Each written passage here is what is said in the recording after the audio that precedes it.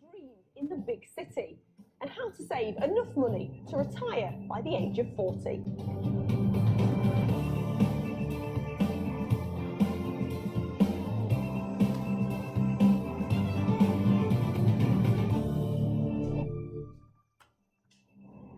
Hello, I'm Keely Donovan, and this week we're in Leeds. Coming up on the programme, living the eco dream. Will the UK's biggest zero-carbon housing development be as good as the hype? Well, here it is. If you want to see it for myself, I absolutely love building sites. Also tonight, the millions our health and care services could save by reusing unwanted crutches and mobility aids. And later in the programme, could you save enough to retire by the age of 40? Step away from the coffee shop and get yourself a flask and sandwiches. What on earth is the point of depriving yourself of every pleasure that there is for 10, 20 years and then actually you drop dead?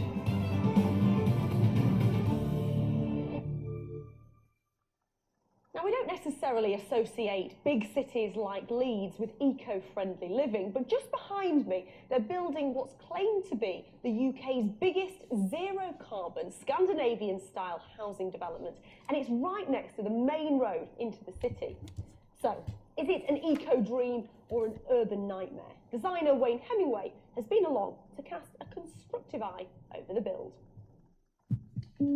We need to break the mould with urban housing, find the beauty, find the heart of a place. There have been too many faceless flats built in cities like Leeds, but it takes guts and a large financial risk to do something different. So I'm interested in this one. 300 family homes which they claim will be zero carbon, right in Leeds city centre. Well, here it is. If you want to see it for myself, I absolutely love building sites.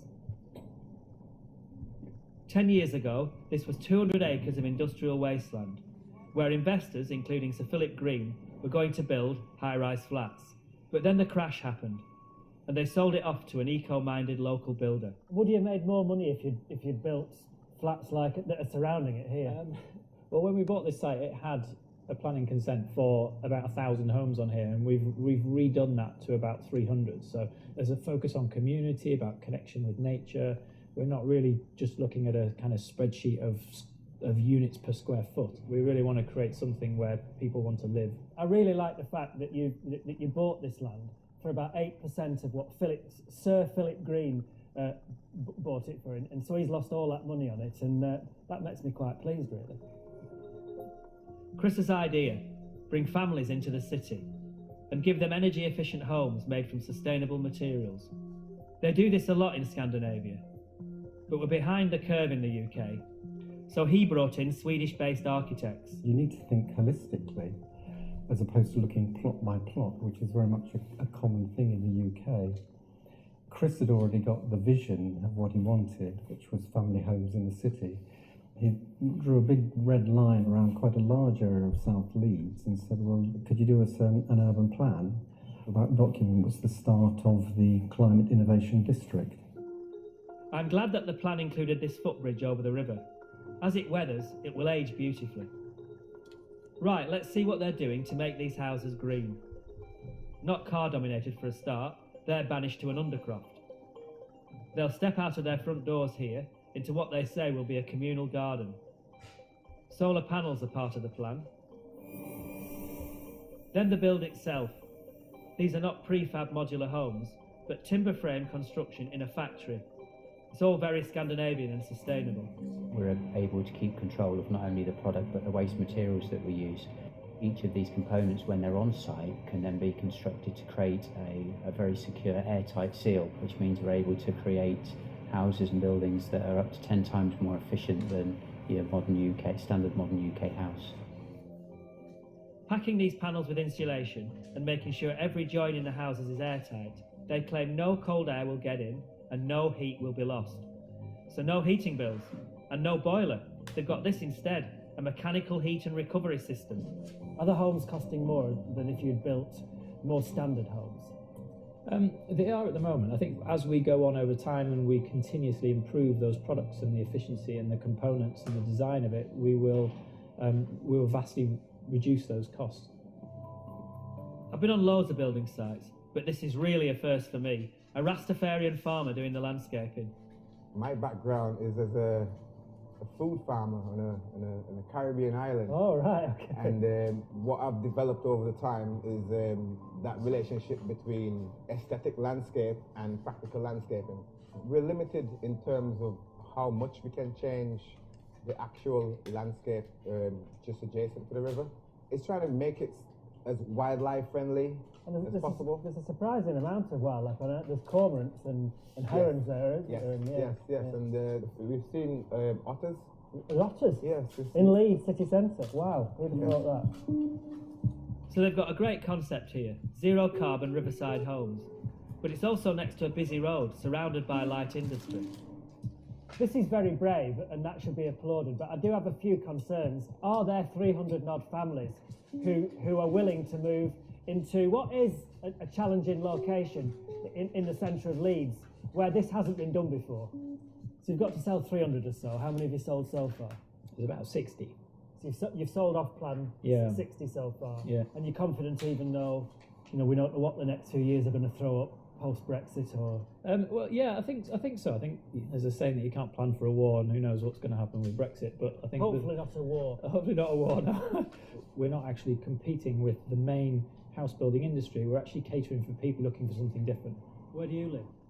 Well, I'm moving into plot 3 actually over there. So, but I currently live in a leaky Victorian suburb. Not everyone has £300,000 plus they're going to need to buy one of these. We're not talking the lowest price housing here. But the idea of living in this new sustainable community is attractive. Katrina and Craig and Katrina's daughter Hermione are moving from an apartment over the road. Part of our journey has been watching it, and from day to day, me going to work, looking over, that's been a common thing.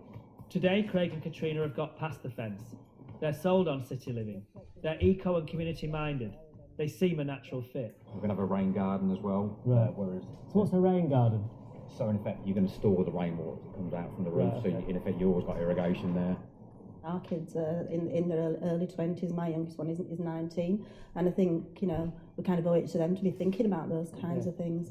I love the Scandinavian, the look of it and the feel of it. Yeah. But, have you shown anybody around who doesn't like it? yeah, my sister, she'll say what she thinks. She said, why would you want to live there? You're right next to people. You're living in a little box. She's not really keen on the architecture, but apart from her, everybody else has been really, really positive about it. Fancy having a sister as old-fashioned as that.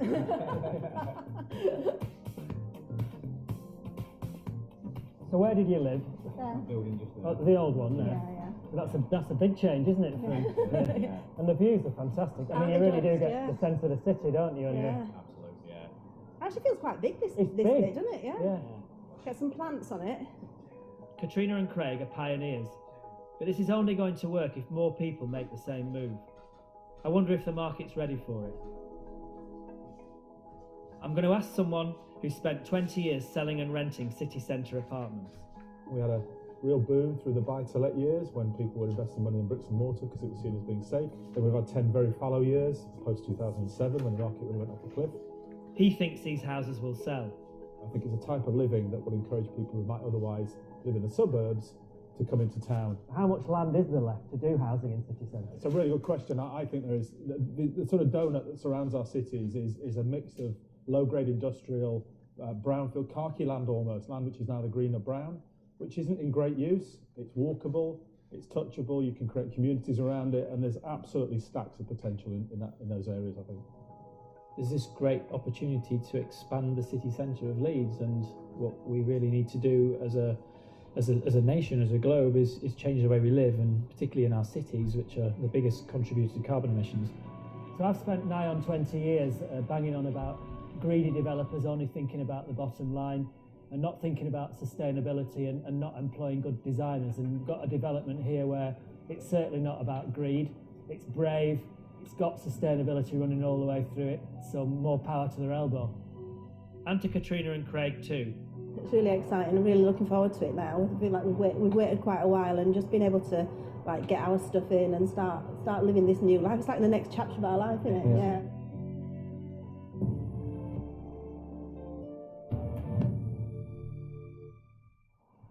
you've got a story that you'd like to